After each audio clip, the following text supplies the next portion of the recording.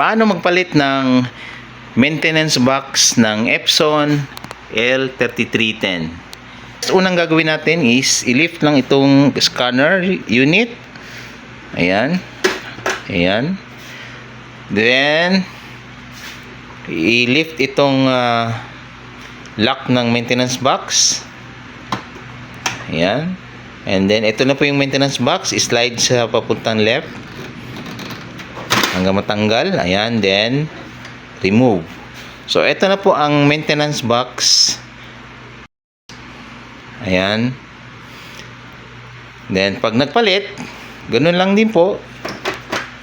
Ayan, tapos i-insert siya papuntang right.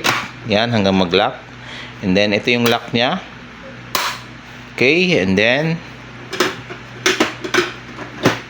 okay, so ganun lang po kadali.